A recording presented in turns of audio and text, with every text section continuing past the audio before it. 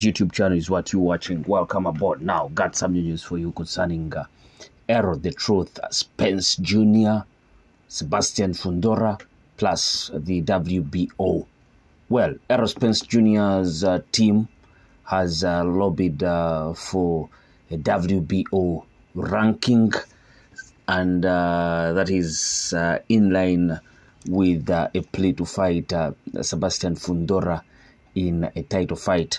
The WBO noted a few weeks ago that Errol Spence Jr. was unranked at junior middleweight, and that a fight with Sebastian Fundora might solely be for Fundora's WBC title and could lead to Fundora being stripped of the WBO belt. Fundora must comply with the WBO rules and fight an active world-rated contender, Gustavo Olivieri, at the time of the WBO's the WBO's lead attorney said in an interview with boxingscene.com. He soon added, Team Spence or his representatives can certainly petition and argue the reasons as to why he is deserving of world rating consideration and request an opportunity to be ranked. That's exactly what Team Spence did during an October 31st meeting of the WBO ratings committee at the sanctioning body's convention in Puerto Rico. Phil Weiss of the TGB Promotions, which works closely with Premier Boxing Champions PBC on its events, made the case for Spence, who is a PBC fighter. Fundora is also with the Premier Boxing Champions PBC. Such a fight would be Spence's first appearance since his 9th round technical knockout loss to Terence Bud Crawford in a fight in July 2023 for the undisputed welterweight championship. There's been a lot said about Spence recently. Weiss said a lot of insults and disparagements, and frankly, a little hate. Unfortunately, that's a symptom, I think, of humanity, where we tend to enjoy and even revel in unfortunate situations that heroes get faced with. It's rarely justified, and in the case of Spence in particular, it's unwarranted, no matter how you slice it. In his illustrious career, Spence has still only lost once, barely a year ago, and he lost to maybe the best fighter in the world. Not only is it far from a career-ending event, but certainly not in any way, shape, or form should it be considered an obituary. Speaking of which, Spence has come back from a near-death experience, a frightening car crash in 2019, in which he was thrown from his vehicle to get back into the game, and he won. He's overcome injuries and his doubters, and he's proven his worth to the sport. He was and he remains a household name, not just in boxing, but unlike many, if not most, boxers outside of boxing, he was and he remains a top draw, and he's a fan favorite, no doubt about it. Now he's healthy and he's ready to fight, and who doesn't love a comeback story and all the emotions and excitement that those types of things conjure up? And after all, isn't that what boxing is all about? Isn't that at the core of boxing and what inspires boxing and is in the best interest of boxing? Weiss requested that Spence, who is rated first by the WBC but unranked by the other sanctioning bodies, be inserted by the WBO in the 10th position. I guarantee, and I think we all agree, that Spence versus Fundora will be a great fight and will absolutely be in the best interests of boxing, Weiss said. Olivieri, who has just been elected the WBO's new president, welcomed Weiss's appeal.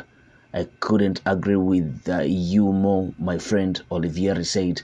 He's got the merits, His only loss is against boxing is pound-for-pound king Crawford. We will certainly consider your petition, refer it to the ratings committee, and they will proceed accordingly. I like that fight, Fundora and Spence, for the WBO and WBC championship. I think you have a strong argument on behalf of Errol. We have to do what's best for the boxers as well. Let's consider, let's assess the situation, and we'll make a ruling in the next couple of weeks regarding this matter. The 34-year-old Spence is 28 fights, 1 loss, that is against Terence Crawford. He has 22 knockouts on his resume.